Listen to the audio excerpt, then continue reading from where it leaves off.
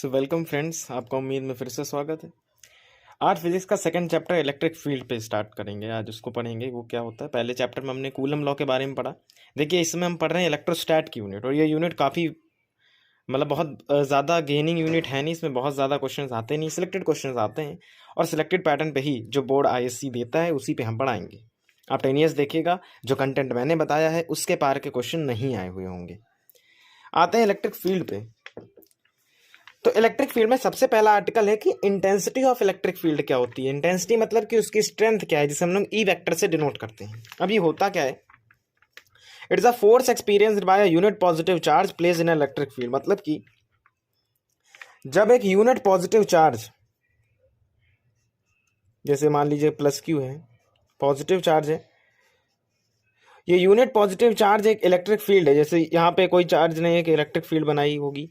इस electric field में किसी पार्टिकल को जब हम प्लेस करते हैं, force experienced by unit positive charge present in electric field, मतलब कि एक इलेक्ट्रिक फील्ड में एक पॉजिटिव चार्ज आया तो उसको कोई रिपल्सिव या अट्रैक्टिव फोर्स लग रही होगी। भाई ये पहले से अगर पॉजिटिव क्यू की इलेक्ट्रिक फील्ड है, इसने इतनी फील्ड बना के रखी थी, ठीक है। अब इसके पास कोई आएगा तो अगर नेगेटिव हुआ तो इसे अट्रैक्ट करेगा, पॉजिटिव हुआ तो इसे रिपल करेगा, तो कुछ फोर्स तो लगाएगा ना। बस वही फोर्स है इंटेंसिटी ऑफ इलेक्ट्रिक फील्ड कही जाती है। अब आते हैं इसके फॉर्मूले पे, क्या है भाई। तो ई वेक्टर हमने कहा force experience by unit positive charge, तो फोर्स है, फोर्स भी वेक्टर होती है upon a unit positive charge, मतलब क्यू नॉट।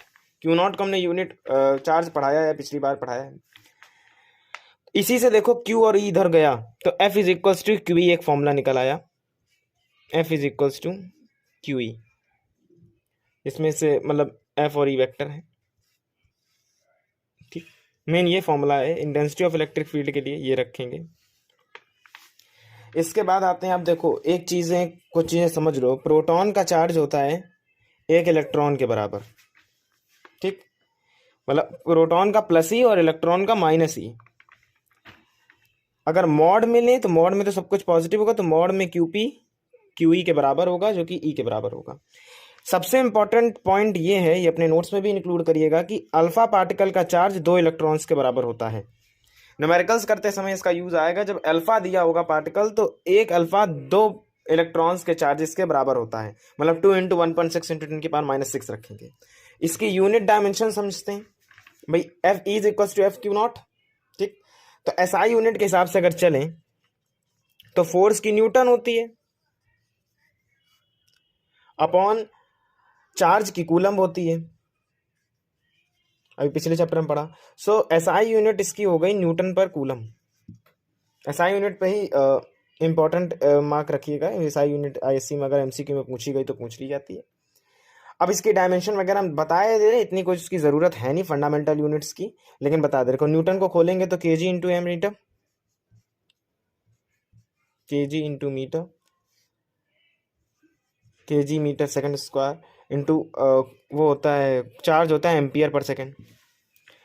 तो टोटल हो जाएगा KG into M into second -3। -3 मतलब ये 3 हुए होंगे, माइनस ऊपर क्या होगा तो -3 मल्टीप्लाइड बाय एम्पियर इनवर्स। इन दोनों की इतनी नीड है नहीं, मेन आपको याद रखना है न्यूटन पर कूलम इसकी यूनिट होती है। अच्छा, इसकी डायमेंशन की बात करें, so M L T -3 A -1, समझिए भाई। एम इसके लिए लगाया, एम मीटर मतलब एल, एम का केजी के लिए, तो M L T time second की यूनिट होती है, तो टी -3 एम्पियर इनवर्स, तो ए इनवर्स। नेक्स्ट आर्टिकल पे intensity due to point charge क्या होता है समझना। एक पॉइंट चार्ज मतलब जैसे कि पहले तो हम एक नॉर्मल ये बनाएं और यहाँ रखें कि प्लस क्यू एक चार्ज है, यहाँ पे क्यू नॉट रखा हुआ है। अब यहाँ पे क्यू नॉट को लेके आए तो इस पे कोई फोर्स डालेगा प्लस क्यू, भैया ये तो है इंटेंसिटी, अभी पढ़ा था।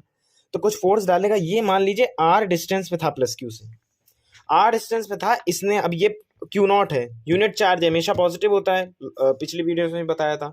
तो पॉजिटिव है तो पॉजिटिव पॉजिटिव रिपल करेंगे, फोर्स इधर को लग रही होगी, मतलब ई भी इधर को आया होगा नेट, ठीक। ये जो फोर्स लग रही है एक चार्ज को, कितनी लग रही होगी 1/4πε0, जो दो चार्जेस के बीच में लगने वाली फोर्स होती है, पिछले चैप्टर में पढ़ा है, कूलम फोर्स होती है, इलेक्ट्रोस्टैट फोर्स। तो 1/4πε0 Q1 Q2 upon R square, ठीक। अब अभी अभी हम पढ़ के आए हैं कि जो ई होता है, जो हमारा इलेक्ट्रिक फील्ड इंटेंसिटी होती है, वो होती है एफ अपॉन क्यू नॉट ई होता है एफ अपॉन क्यू नॉट, तो ई निकालना है तो इस एफ का क्यू नॉट से डिवाइड करा दें। सो 1/4 pi epsilon not Q1, Q1 ये Q प्लस Q वाले को Q1 लिया और दूसरा Q का था Q not upon R square, और डिवाइड किससे कराना है, Q नॉट से, तो Q नॉट से Q नॉट कट जाएगा, क्या बचेगा, ई की वैल्यू आ जाएगी 1/4 pi epsilon not Q upon R square. ये होती है intensity due to point charge. तो पॉइंट चार्ज से जो इंटेंसिटी होती है उसको ऐसे दिखाते हैं। इससे हमें एक चीज पता चली कि जो ई होता है वो इन्वर्सली प्रोपोर्शनल होता है आर स्क्वायर के। ठीक, तो इनका ग्राफ कैसे बनेगा वो भी समझो। अच्छा, एक इंपॉर्टेंट पॉइंट याद ये रखना, जब आर इन्फिनिटी हो जाएगा, समझना, जब आर को हम इन्फिनिटी रख देंगे, मतलब कि दो चार्जेस के बीच की दूरी इन्फिनिटी हो, एक चार्ज कहीं तो दूसरा चार्ज इन्फिनिटी पे हो, जब दोनों के चार्जेस के बीच की डिस्टेंस इन्फिनिटी कर देंगे तो ई जीरो आ जाएगा। भाई कुछ समझो, फॉर्म मैथमेटिकली समझो। अगर यहाँ जीरो रख देंगे तो इसकी वैल्यू सॉरी यहाँ इन्फिनिटी रख देंगे तो इसकी वैल्यू जीरो आ जाएगी। Anything divided by infinity zero होता है। और वैसे भी समझें कि दो चार्ज के बीच में इंटेंसिटी तभी तक लग पाएगी जब तक वो एक रेंज में हो। जब आर ही इन्फिनिटी हो जाएगा तो इंटेंसिटी जीरो लगेगी, फिर नहीं लगेगी। ठीक, अब इसके एक पॉइंट ये याद रखिए कि जो ई होता है वो वेक्टर है, सबसे पहले तो पता है।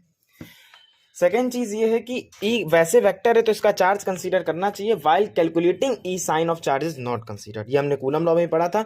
जब हम कैलकुलेशन कर रहे होते हैं ई की, तब हमें साइन ऑफ चार्ज, मतलब चार्ज प्लस क्यू है कि माइनस क्यू है, इसको कंसीडर नहीं करना होता है। ठीक, ग्राफ समझिए, हमने कहा ई जो है वो इन्वर्सली है आर स्क्वायर के, तो ई और आर का ग्राफ ऐसा चलेगा। भाई जो इन्वर्सली वाले ग्राफ होते हैं वो ऐसे ही होते हैं,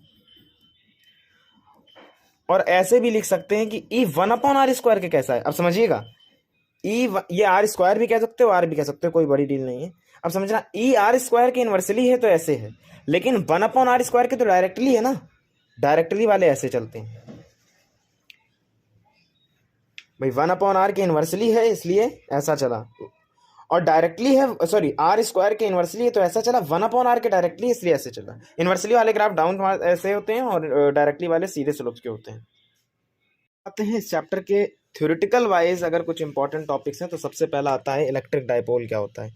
ये आपको समझना पड़ेगा। ये इस चैप्टर में नहीं, किसी भी चैप्टर में अगर आप इलेक्ट्रिसिटी इलेक्ट्रोस्टैट पढ़ रहे हैं तो इलेक्ट्रिक डाइपोल को तो समझना आना चाहिए। भैया इलेक्ट्रिक डाइपोल क्या होता है समझना। Two equal and opposite charges are placed very short distance from each other forms electric dipole. Two equal and opposite charges, मतलब दो इक्वल चार्जेस हों और अपोजिट हो, मतलब मैग्नीट्यूड वाइज इक्वल हो और चार्जेस वाइज अपोजिट हो, एक प्लस एक माइनस हो, placed at very short distance from each other, बहुत पास हो एक दूसरे के, at very short distance from each other forms electric dipole. ये इलेक्ट्रिक डाइपोल फॉर्म करते हैं। ठीक, क्या बताया भैया समझना।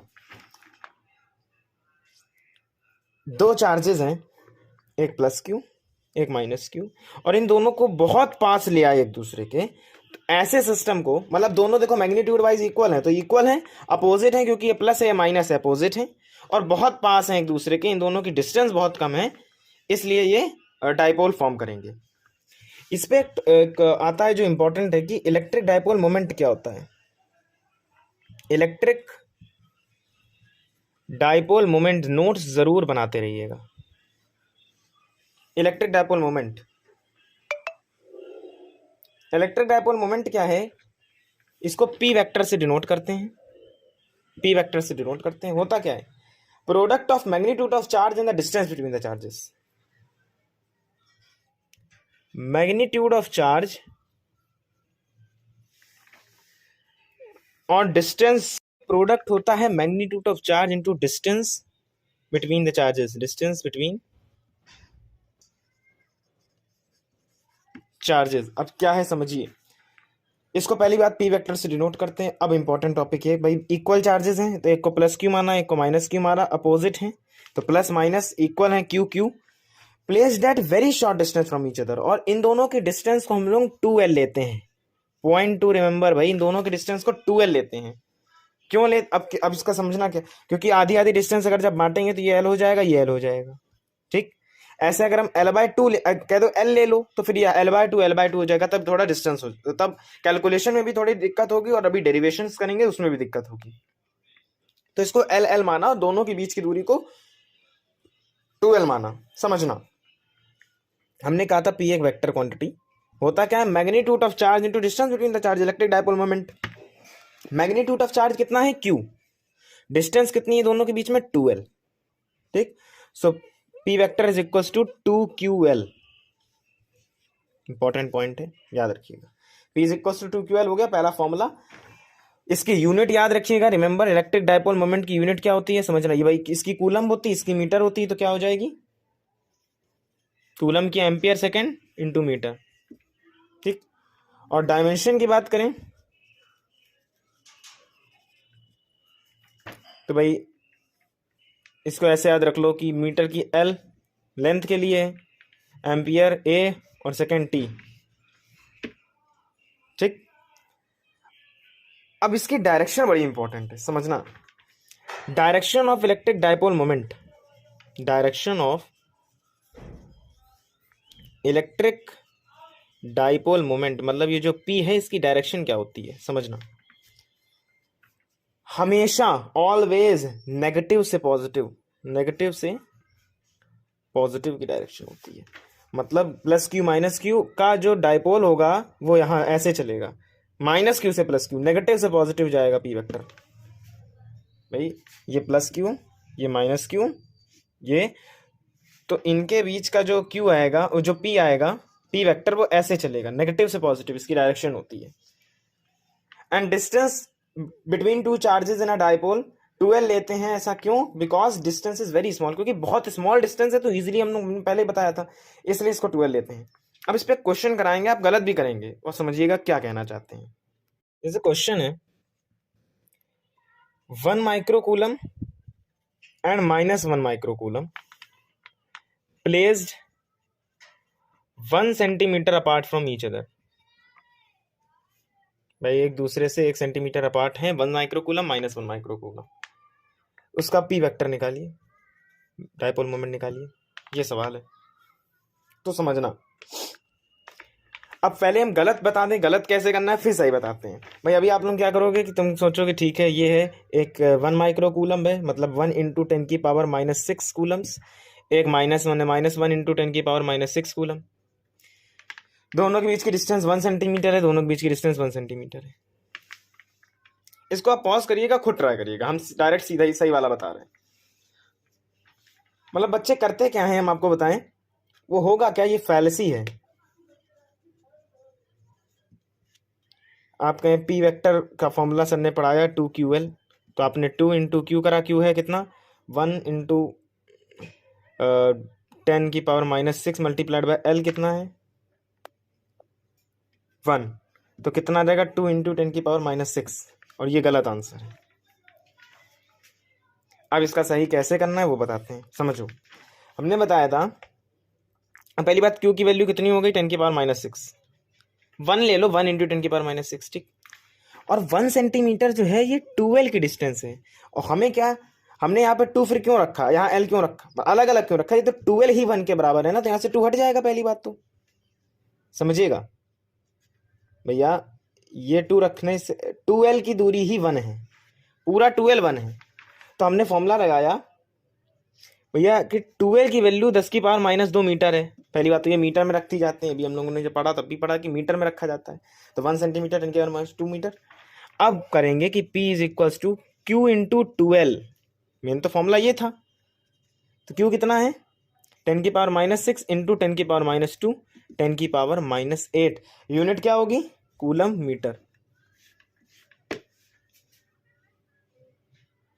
कुछ डायपोल से रिलेटेड इंपॉर्टेंट पॉइंट्स कि नेट चार्ज डायपोल का नेट चार्ज 0 होता है, सबसे पहले तो याद रखिएगा। और सेकंड, ये जो आइडियल डायपोल होता है, ये बड़ा आता है आईएससी में, ये आइडियल डायपोल क्या है भाई, आइडियल डायपोल वो होगा जब Q इन्फिनिटी हो और आर जीरो हो। भाई डाइपोल होता है क्या है, when two equal and opposite charges place a very short distance from each other. तो डिस्टेंस दोनों की जीरो रख दो, फिर सबसे शॉर्ट डिस्टेंस जीरो हो सकती है, और सबसे अपोजिट चार्जेस वही हो सकते हैं अपोज करें जो दोनों एक दूसरे से, मतलब दोनों ही इन्फिनिटी इन्फिनिटी हो। तो आइडियल डाइपोल तब होता है जब चार्जेस इन्फिनिटी हो और 2l की डिस्टेंस, सॉरी आर कह दिया, 2l की डिस्टेंस जीरो हो। यहाँ आर नहीं होता, यहाँ 2l होता है, अभी बताया था।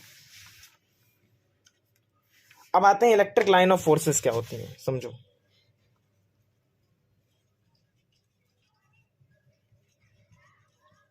इलेक्ट्रिक लाइन ऑफ फोर्सेस क्या है ये?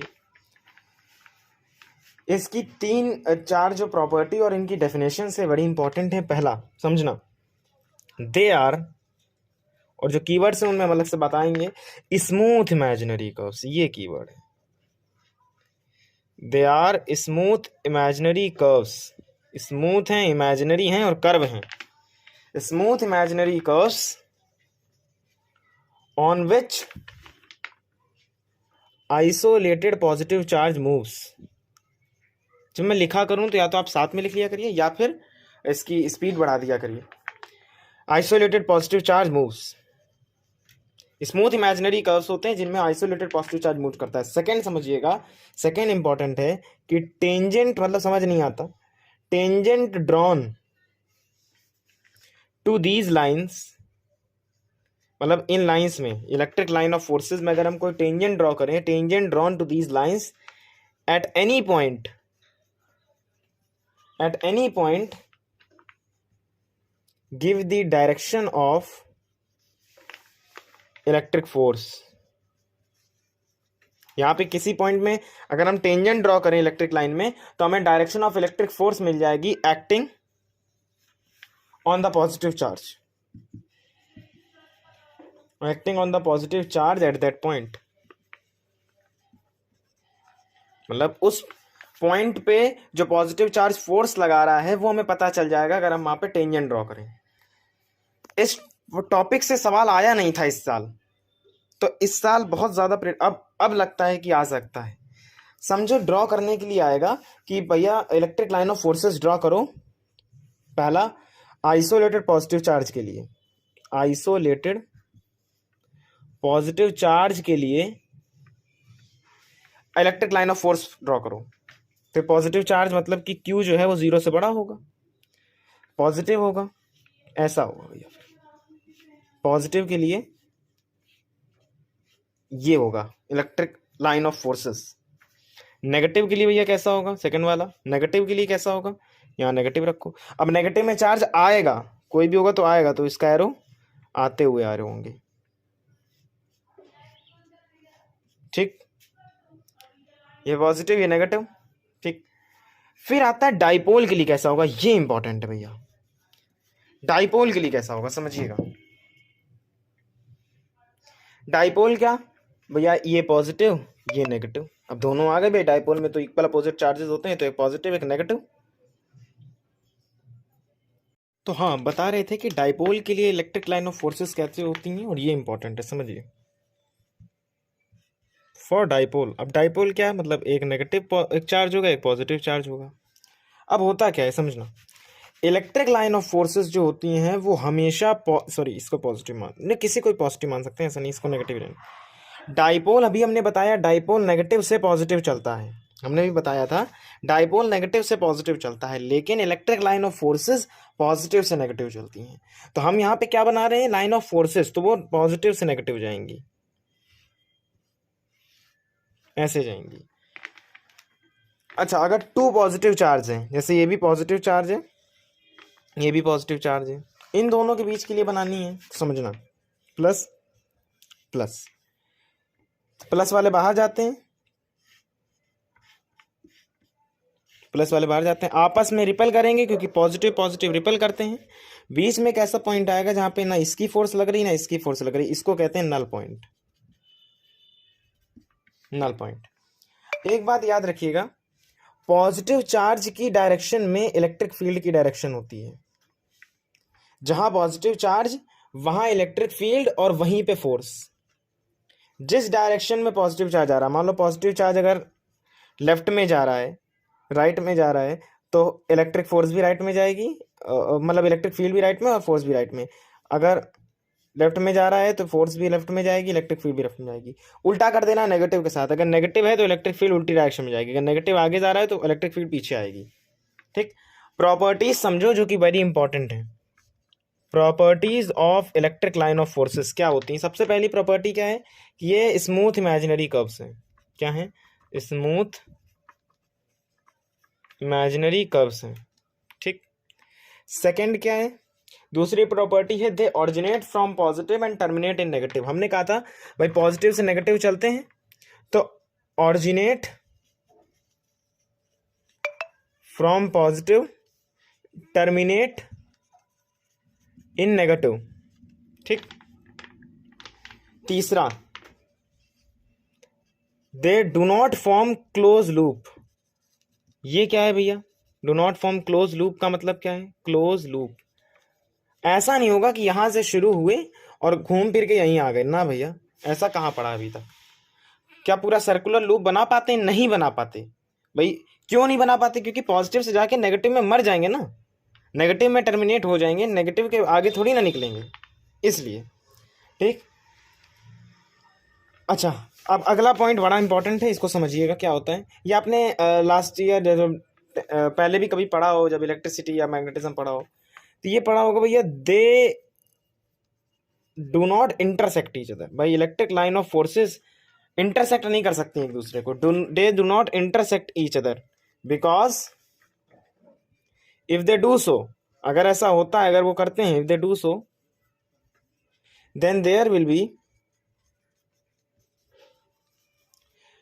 To direction of electric field. भाई डायरेक्शन दो निकल आएंगी ना भाई, अगर ये दोनों इंटरसेक्ट कर गए तो ये डायरेक्शन कहेगी इधर को चलो, ये कहेगी इधर की चलो, तो एक समय पे दो डायरेक्शन इलेक्ट्रिक फील्ड की नहीं हो सकती। There will be two direction of electric field which is impossible to obtain. और लास्ट पॉइंट होता है they do not pass inside the conductor. Electric field lines जो होती हैं, इलेक्ट्रिक फील्ड लाइंस, ये कंडक्टर के इनसाइड नहीं जा सकती। मतलब जैसे ये कोई कंडक्टर है, ठीक है, तो इलेक्ट्रिक फील्ड ऐसे जा रही है, ऐसे जा रही, अंदर नहीं जाएगी।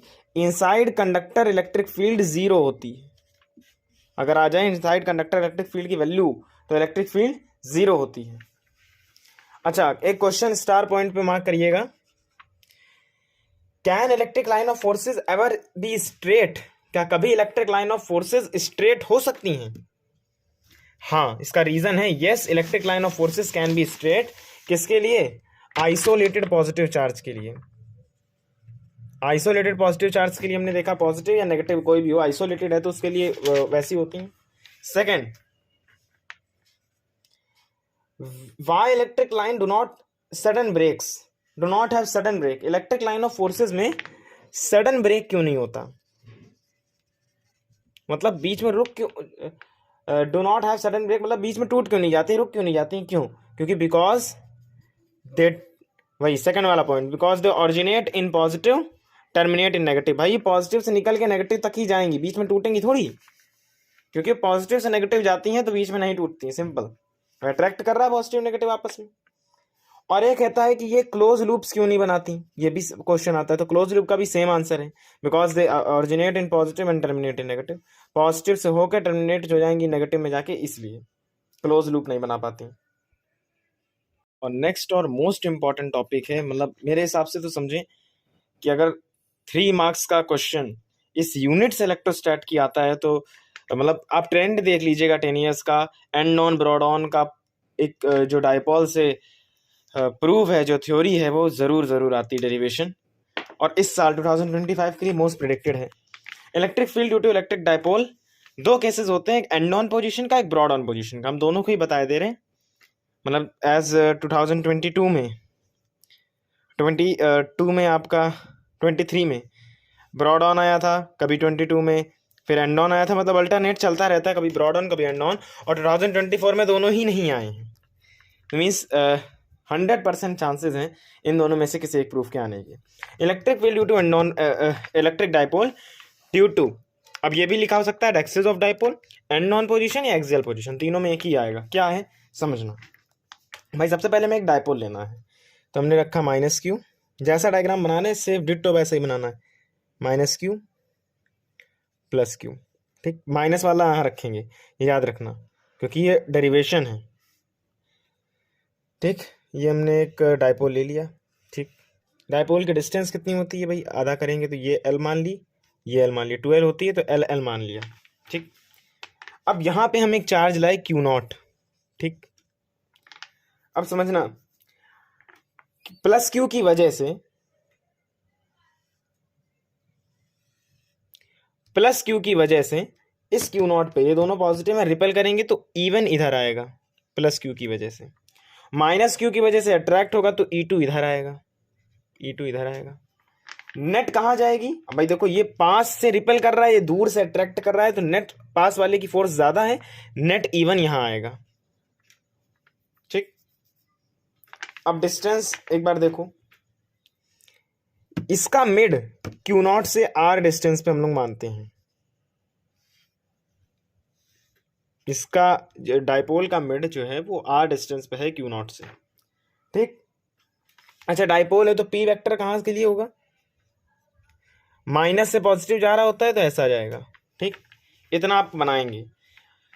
अब समझिए +Q की वजह से हमने क्या माना था कि E1 लगा है। ठीक है, -Q की वजह से हमने माना था कि E2 लगा है। Very good. E1 की वैल्यू कितनी होगी, 1/4πε0 Q/r² होता है, Q/r²।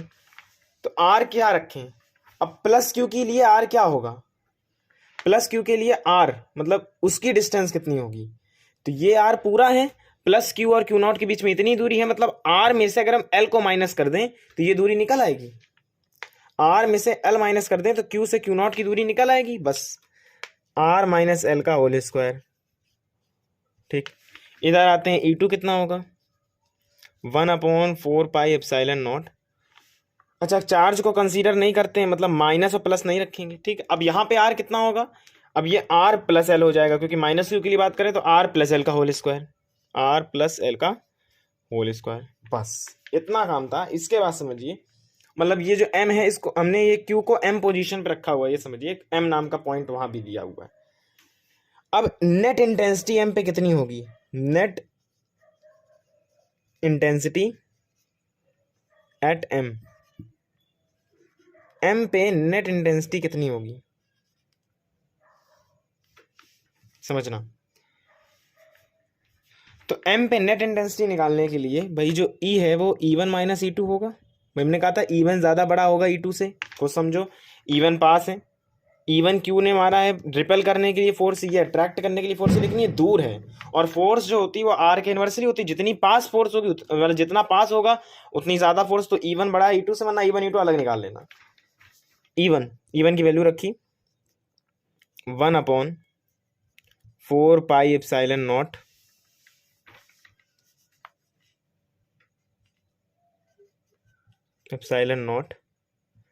Q/R - L का whole square minus 1/4πε0 Q/R + L का होल स्क्वायर। ठीक, अब कॉमन लेते हैं, 1/4πε0 Q को कॉमन ले लिया, ये सब तो कॉमन था, बचा क्या, 1/R - L का whole square minus 1/R + L का होल स्क्वायर। सिंपल, इतने को बाहर रहने दो, सो 1/4πε0 Q बाहर रहा, अंदर इसको खोल देते हैं। समझना, A - B A + B A² - B² का whole square means R² - L² का होल स्क्वायर। भाई A - B A + B A² - B² का होल स्क्वायर, तो R² - L² का होल स्क्वायर, ये तो फॉर्मूला पता होगा। तो ऊपर आएगा यहाँ पे R + L का होल स्क्वायर, यहाँ पे R - L का होल स्क्वायर, R + L का होल स्क्वायर खोलते हैं,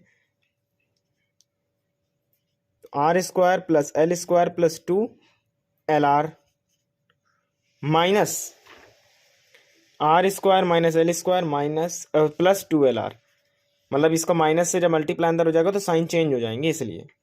ठीक, अब इनको क्रॉस आउट, जो कट रहा है उसको काट दो। उस हिसाब से 1/4 pi epsilon not dot Q, और अंदर आपका बचेगा, हम अच्छा करके भी दिखा दें। देखो आर स्क्वायर से आर स्क्वायर चला जाएगा, एल स्क्वायर से एल स्क्वायर चला जाएगा, बचेगा 2LR प्लस 2LR, मतलब 4LR बचेगा, और क्यू है बाहर। ठीक, तो इसको हम कह दें 4LR, ठीक, क्यू, ये हो गया। 4LR क्यू को हम ये लिख सकते हैं ना 2QL.2R, ये लिखा जा सकता है। अपॉन में क्या है, R square minus L square का होल स्क्वायर।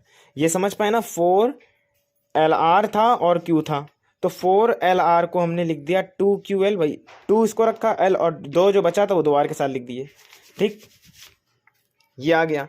अब हमें पता है कि since P is equal to 2QL होता है, तो फॉर्मूला आ गया 1/4 पाई एप्सिलॉन नॉट, 2QL की जगह रख दिया P, तो 2PR upon R square minus L square का whole square, R square minus L square का होल स्क्वायर। ये है ई एंड नॉन पोजीशन के लिए प्रूव्ड। थ्योरी के लिए आप ये फॉर्मूला लिख के आएंगे। जब थ्योरी में आएगा, कहेगा electric field due to electric dipole at axial position करिए, तब आप ये लिखेंगे। इंपॉर्टेंट है, पूरे प्रूफ को अपने हाथ से फिर से लगा के देखिएगा, बड़ा इंपॉर्टेंट प्रूफ है और इस साल आने की मोस्ट चांसेस हैं। ठीक, अब ये तो आप थ्योरी में आएगा तब यहाँ पे छोड़ देंगे। अब न्यूमेरिकल्स के लिए समझिए, इसी के आगे बता दें। भाई हमने निकाला E is equals to 1/4 pi epsilon naught 2PR upon R square minus L square का होल स्क्वायर। हम मान के चलते हैं if R is much much much greater than L, R बहुत बड़ा है L से, भाई L तो छोटी डिस्टेंस होती है ना, R बहुत बड़ा है L से, तो हमने L को नेगलेक्ट कर दिया सवाल से। तो E इज इक्वल टू क्या बचेगा, 1/4 pi epsilon naught 2PR, L को नेगलेक्ट कर दो तो बचा आर स्क्वायर, आर स्क्वायर का स्क्वायर कितना हो गया, R की पावर 4। ठीक, L को नेगलेक्ट कर दिया, आर स्क्वायर का स्क्वायर R की पावर 4, एक R पहले से, इस R से R की पावर 4 कटेगी तो 2PR क्यूब आ जाएगा, नीचे 3 बचेंगे सिर्फ। ठीक, तो E की वैल्यू आ जाएगी 1/4 pi epsilon not 2P upon R cube. Very important, ये जब न्यूमेरिकल्स के लिए है, अगर न्यूमेरिकल इस पे आता है तो। ठीक, एंड वन मोर थिंग, इससे हमें पता चल रहा है कि E जो है वो इन्वर्सली प्रोपोर्शनल है R क्यूब के। जो डाइपोल एक्सियल पोजीशन का है वो इन्वर्सली प्रोपोर्शनल है R क्यूब के। In axial position the direction of net intensity is parallel to dipole. ये भी इंपॉर्टेंट है कि जो नेट इंटेंसिटी की डायरेक्शन होगी वो डाइपोल के पैरेलल होगी, मतलब ऐसे होगी, ऐसे होगी, डाइपोल के ही लाइन पे होगी। सो नेट इंटेंसिटी पैरेलल होगी डाइपोल के at end non position. Star point है, ये इंपॉर्टेंट है पूरा थ्योरी वाइज, इस साल एग्जामिनेशन के लिए मोस्ट इंपॉर्टेंट है। इसी के सेकंड प्रूफ जिसकी हम बात कर रहे थे वो हमने अभी जो पढ़ा था वो था एक्सियल और नॉन पोजीशन के लिए, और ये है परपेंडिकुलर बाइसेक्टर ऑफ डाइपोल या ब्रॉड ऑन या इक्वेटोरियल पोजीशंस के लिए। अब ये क्या है समझना, ये भी बड़ा इंपॉर्टेंट है, ये 2023 के पेपर में आया हुआ है सवाल। 3 नंबर में डेरिवेशन आती, या तो इससे पहले वाली आएगी या तो ये वाली आएगी, ये कन्फर्म। एक और है टॉर्क वाली, वो भी काफ़ी मतलब अच्छी खासी इंपॉर्टेंट होती है, क्योंकि इलेक्ट्रोस्टैट से 3 ही डेरिवेशंस हैं, एक ये 3, पोटेंशियल वगैरह से भी हैं, लेकिन ये 3 डेरिवेशन बहुत इंपॉर्टेंट है, मतलब इनको तो हाथ से 2-3 बार लगा के देखना ही चाहिए। आप 10 ईयर्स देख लीजिए, आपको पता चल जाएगा कि डाइपोल में ब्रॉड ऑन, इक्वेटोरियल और परपेंडिकुलर की कितनी आती हैं। बहुत क्वेश्चन इससे आते हैं। Electric field due to electric dipole at broad on या इक्वेटोरियल पोजीशंस पे समझना। इक्वेटोरियल मतलब कि हमने फिर से एक डाइपोल लिया प्लस क्यू माइनस क्यू। ठीक, इक्वेटोरियल मतलब कि यहाँ पे ऊपर, डायग्राम इसका यहाँ बना रहे हैं, ठीक है, यहाँ पे मतलब कुछ लिया प्लस क्यू माइनस क्यू। ठीक, इस पोजीशन पे रखा है इसे। ठीक, अब समझिएगा भाई, दोनों के डिस्टेंस की बात करें तो ये L, ये L। ठीक, यहाँ से यहाँ तक की डिस्टेंस जिस पॉइंट पे निकालना है इसको M माना, जहाँ पे Q0 रखा हुआ है, यहाँ Q0 रखा हुआ है, ये जो है ये R डिस्टेंस पे है, ये R डिस्टेंस पे है। ठीक, अब आते हैं भैया, जो प्लस Q है ये A मान लो, ये B मान लो। ठीक, प्लस Q इस Q0 को रिपेल करेगा तो E1 लगेगी यहाँ पे, माइनस Q से अट्रैक्ट करेगा E2 लगेगी यहाँ पे, तो नेट कहाँ पर आएगा, यहाँ पे। इतना तो पढ़े हो, क्लास 11 में पूरे न्यूटन के लॉज पढ़ के आए हो।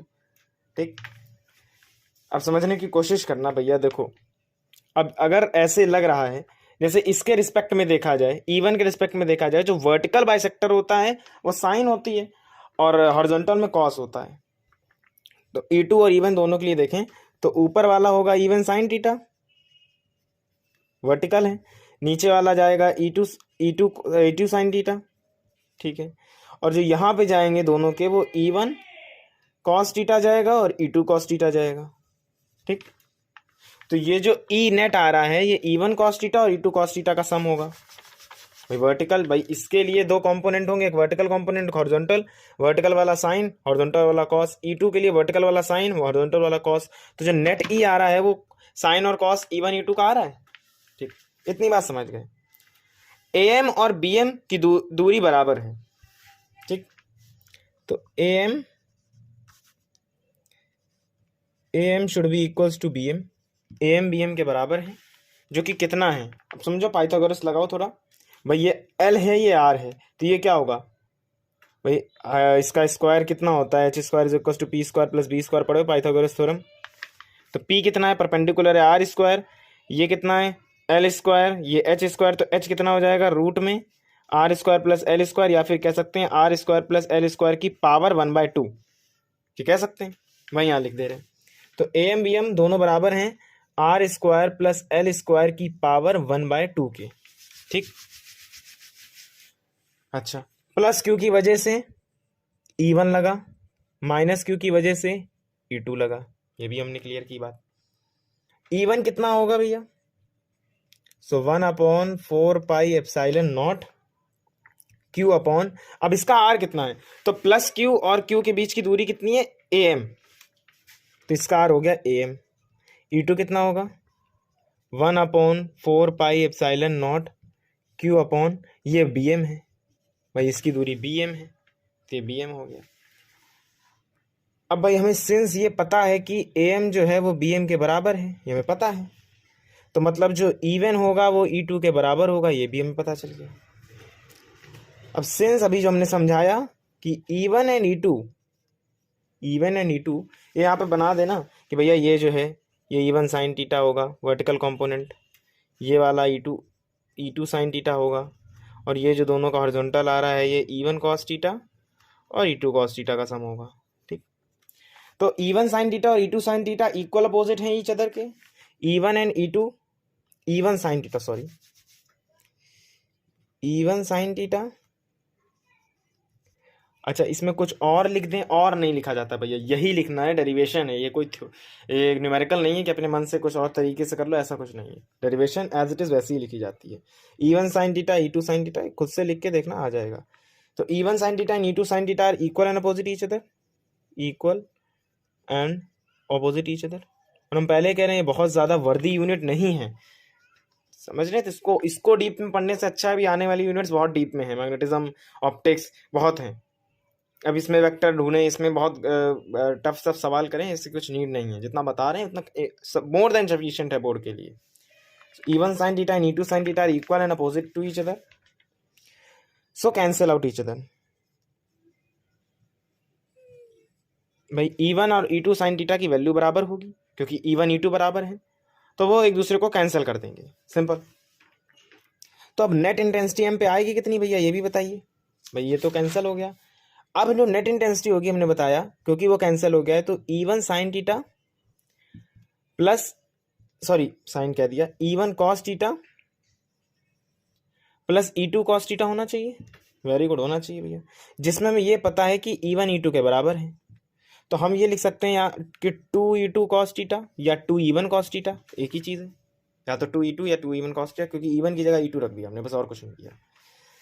सब निकालते हैं E 2 इंटू 1/4πε0 Q डॉट। अब R रखना है। R E2 के लिए BM था, तो BM का स्क्वायर, BM का स्क्वायर Q/R स्क्वायर होता है, तो BM का स्क्वायर हो गया, मल्टीप्लाइड बाय, यहाँ भी स्क्वायर होगा, BM ने लिखा नहीं था, ठीक, multiplied by cos theta. Cos theta की वैल्यू समझिए भाई, इतना तो पढ़ोगे, पंडित बद्री प्रसाद हरी हरी बोल सोना चांदी तो सब पढ़ो। तो कॉस थीटा इस ट्राइंगल के लिए क्या होगा? कॉस होता है बेस अपॉन हाइपोटेनियस, बेस क्या है L, हाइपोटेनियस क्या है BM, तो L अपॉन BM। क्या बना भाई, यहां ऐसे रखे रहने तो 1/4πε0 बन गया। देखो 2QL अपॉन BM का क्यूब हो गया। 2QL क्या होता है? P, पता 2QL P होता है, तो हो गया 1/4πε0 P अपॉन, अब BM का क्यूब, BM की वैल्यू कितनी थी? BM की वैल्यू कितनी होगी भाई? ये R है, ये L है, तो ये वैल्यू कितनी होगी?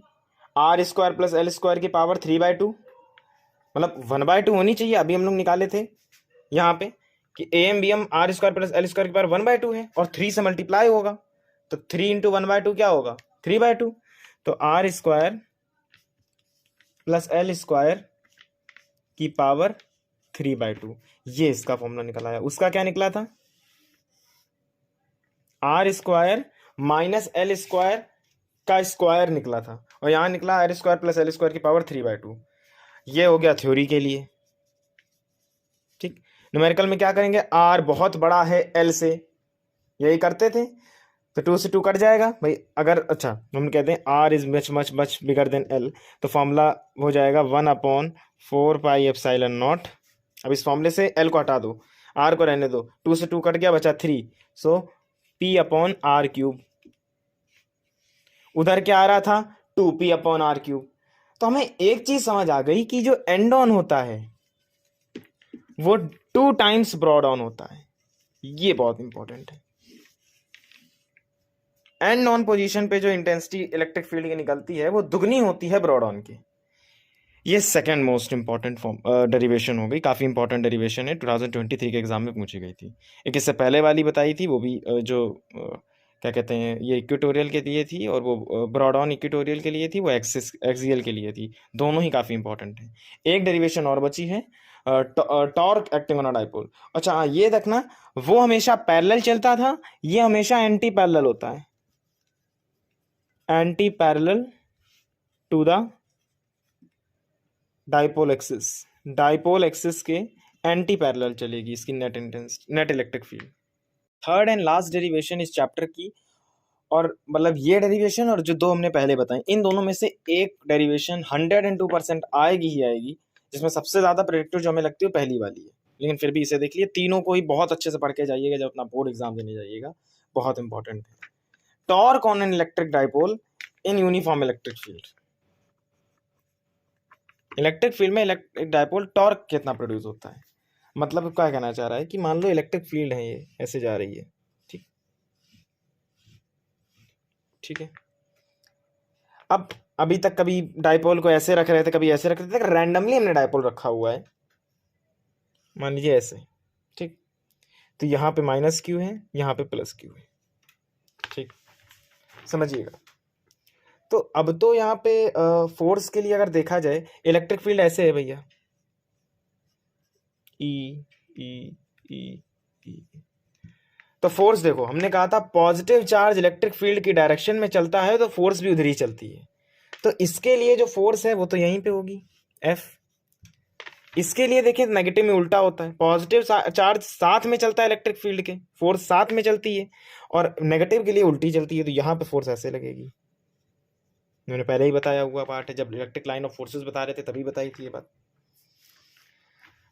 अब यहाँ पे ये जो है, ये थीटा एंगल बना रहा है इलेक्ट्रिक फील्ड के साथ भाई, ये एंगल थीटा एंगल बना रहा है, डाइपोल इलेक्ट्रिक फील्ड के साथ थीटा एंगल पे है, ठीक। तो फोर्स कितना लग रहा होगा, force acting on charge, force on charge कितना है, F is equals to Q, भाई F is equals to Q, हमने पढ़ा है अभी, फोर्स होती है क्यू के बराबर। तो torque on dipole, torque on dipole, torque on dipole होता है tau is equals to force into perpendicular distance. ये आपने क्लास 10th के पहले चैप्टर में भी पढ़ा होगा और पूरा 11th करके आए हो, टॉर्क का फॉर्मूला तो पता ही होगा। टॉर्क होती है फोर्स इंटू परपेंडिकुलर डिस्टेंस। अब फोर्स कितनी है क्यू, परपेंडिकुलर डिस्टेंस कितनी है समझो। अब परपेंडिकुलर डिस्टेंस निकालनी, ये वाली डिस्टेंस निकालनी, भाई ये जो है ये 12 होगी, ठीक है। तो इसका हॉरिजॉन्टल कंपोनेंट 12 sin थीटा होगा, vertical component 12 sorry horizontal 12 cos theta होगा, वर्टिकल 12 sin थीटा होगा। हमें परपेंडिकुलर डिस्टेंस लेनी है तो 12 sin थीटा। फिर से देखो 2QL आ गया तो P आ गया, E आ गया और sin थीटा हो गया। ये फॉर्मूला बड़ा इंपॉर्टेंट है, tau is equal to P sin theta. ये होता है टॉर्क ऑन इलेक्ट्रिक डाइपोल के, जिसमें थीटा क्या है, अब जब ये प्रूव करोगे तो ऐसे लिखोगे, थीटा क्या है इसमें, थीटा है angle between electric field and dipole axis, ठीक। अब ये तो पूछ सकता है या तो वो कह देगा कि वेक्टर फॉर्म बताओ टॉर्क का इलेक्ट्रिक डाइपोल के लिए। वेक्टर फॉर्म में क्या, साइन को क्रॉस से खोला जाता है, वेक्टर पढ़े होगे, जो साइन होता है उसके लिए क्रॉस प्रोडक्ट लगाते हैं और जो कॉस होता है उसके लिए डॉट प्रोडक्ट का यूज करते हैं, ठीक। तो इन वेक्टर फॉर्म, इसी फॉर्मूले को इन वेक्टर फॉर्म लिखेंगे, इन वेक्टर फॉर्म, तो हो जाएगा tau is equals to P cross E। P भी एक वेक्टर है, डाइपोल वेक्टर होता है, थीटा होता है एंगल।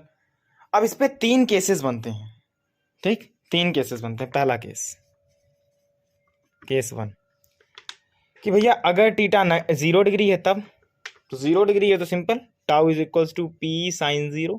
साइन 0 की वैल्यू कितनी होती है भैया 0, तो टाउ 0 हो जाएगा। 0 का मतलब समझ रहे हैं ना कि भैया हमने जो डाइपोल है वो ऐसे डाल रखा है, प्लस Q माइनस Q। अब इलेक्ट्रिक फील्ड ऐसे आ रही है, इसको कुछ धक्का लगेगा, इसमें कुछ फोर्स लगेगी, टॉर्क लगेगा, नहीं लगेगा, इसमें टॉर्क लगेगा। भाई यहाँ से धक्का आ रहा है, ये आगे खींच रहा है, पीछे खींच रहा है, तो ऐसे होगा। ये तो भाई ऐसे जा भी रही तब भी उससे कुछ नहीं होगा, तो टाउ 0। सेकेंड केस, भैया अगर थीटा 90 डिग्री हो गया, हाँ तब तो होगा, क्योंकि साइन 90 क्या होता है 1, तो P साइन 90 1 होता है, तो tau is equal to P। यहाँ पे मैक्सिमम टॉर्क लगेगा, क्योंकि साइन की मैक्सिमम वैल्यू 1 ही होती है। तो मैक्सिमम टॉर्क कब लगेगा, जब 90 डिग्री वाले केस पे लगेगा, ठीक। ऐसे यहाँ पे टॉर्क रख दिया, प्लस Q माइनस Q, और E यहाँ पे जा रहे हैं, ठीक। Case third and last case, भाई 180 पे रख दिया, एंटी पैरेलल रख दिया, तो 180 पे खुद ही समझिए क्या होगा। अब प्योर 180 मतलब प्लस Q यहाँ माइनस Q यहाँ रख दिया, कुछ नहीं, फिर भी 0 होगा, क्योंकि साइन 180 भी 0 होता है। थीटा 0 साइन सॉरी थीटा 180, तो साइन 180 होता है 0, इसलिए वो टाउ भी 0 आएगा। टॉर्क से रिलेटेड कुछ थ्योरी का पॉइंट ऑफ व्यू, थ्योरी के इंपॉर्टेंस से कुछ पॉइंट्स हैं, उन पॉइंट्स को हम नोट कर दे रहे, एक एक पॉइंट समझाए दे रहे, वो बहुत इंपॉर्टेंट पॉइंट्स हैं, आपके MCQs वगैरह में बहुत काम आएंगे, सेशन रीजंस में आ सकता है। कुछ मोस्ट इंपॉर्टेंट पॉइंट टॉर्क वाले पार्ट से, what is the net translatory force acting on a dipole in uniform electric field. Uniform electric field है तब नेट ट्रांसलेटरी मोशन कितना होगा, ट्रांसलेटरी मतलब ये हॉरिजॉन्टल मोशन, तो ट्रांसलेटरी 0 होता है भैया यूनिफॉर्म इलेक्ट्रिक फील्ड में। इलेक्ट्रिक डाइपोल के लिए 0 फोर्स लगेगी, अभी हमने एग्जांपल भी करके दिखाया था, ये देखिए भाई ऐसे करेंगे तो क्या धक्का लगेगा, नहीं, क्योंकि थीटा 0 डिग्री हो गया ना, इसलिए यूनिफॉर्म इलेक्ट्रिक फील्ड अंडर को रोटेटरी मोशन, यूनिफॉर्म में रोटेटरी मोशन होगा, और नॉन यूनिफॉर्म है तो रोटेटरी भी होगा ट्रांसलेटरी भी होगा। भाई अगर यूनिफॉर्म है तो भाई रोटेटरी होगा, तब ऐसे डाइपोल है तो भैया इधर से फोर्स और ऊपर से फोर्स, तो ऐसे करके घूमेगा, ठीक। और नॉन यूनिफॉर्म है मतलब कैसे भी डाक दिया, इलेक्ट्रिक फील्ड ऐसी है, ऐसी ऐसी ऐसी, कैसी भी इलेक्ट्रिक फील्ड है, तो वो ट्रांसलेटरी भी कर सकता है, रोटेटरी भी कर सकता है, कैसे भी कर सकता है। और लास्ट के 2 पॉइंट बड़े जरूरी हैं, stable equilibrium dipole axis should be parallel. जब पैरेलल आएगा तब भैया वो स्टेबल इक्विलिब्रियम के लिए है, एंटी पैरेलल आएगा तो अनस्टेबल इक्विलिब्रियम के लिए है। ये थ्योरेटिकल वाइज बड़ा इंपॉर्टेंट पार्ट है। ऐसे ही एक इंपॉर्टेंट पार्ट आपको वहां मिलेगा जब पोटेंशियल पढ़ेंगे, तब लोकस का पार्ट आएगा। एक शब्द आगे जाता था लोकस। अब इस साल क्वेश्चन आ गया कि लोकस क्या होता है। ब्रॉड-ऑन को लोकस कहते हैं। कह रहा था कब पोटेंशियल जीरो होता है, तो पोटेंशियल ब्रॉड-ऑन पे जीरो होता है, लेकिन उसने ब्रॉड-ऑन ना लिख के कहा कि लोकस में कब होता है। लोकस में क्या होता है, लोकस मतलब ब्रॉड-ऑन ही होता है। तो वो है थ्योरी। अब वो थ्योरी की लैंग्वेज बदलने का काम है, तो वहीं पे लैंग्वेज वो बदल सकता है कि पैरेलल की जगह वो स्टेबल इक्विलिब्रियम यूज करे तो समझ जाओ पैरेलल का केस है, अनस्टेबल इक्विलिब्रियम यूज करे तो समझ जाओ एंटी पैरेलल का केस है। Thanks a lot. और जो थ्योरी वाला पोर्शन है इस चैप्टर का, जितनी भी थ्योरी हो सकती थी, जितने भी अभी तक हमने 10 ईयर्स का एनालिसिस करके और नोट्स का एनालिसिस करके बताई है, इससे ज़्यादा थ्योरी इलेक्ट्रिक फील्ड से तो नहीं आएगी। तीनों प्रूफ्स को बहुत इंपॉर्टेंट तरीके से देखिए। डायपोल की डेफिनेशंस को देखिए, जो इंपॉर्टेंट है बता रहा हूँ। डायपोल की डेफिनेशन तीनों प्रूफ्स बहुत अच्छे से, और ये जो टॉपिक्स हैं, ये जो पार्ट है, इसको बड़े अच्छे से देखिए। जो इससे कुछ न्यूमेरिकल्स आते हैं, कुछ तरीके के न्यूमेरिकल जो वेक्टर से निकाले जाते हैं, और भी जो न्यूमेरिकल्स हैं उसके लिए हम सेपरेट वीडियो लाएंगे। बहुत बड़ा वीडियो वो नहीं होगा, 11 12 या मैक्सिमम 15 मिनट्स का। Different types of numerical cover कर देंगे। इसमें सिर्फ और सिर्फ थ्योरी और डेरिवेशंस हैं। सो फिजिक्स की उम्मीद भी यहीं से होगी। उम्मीद तो रखो।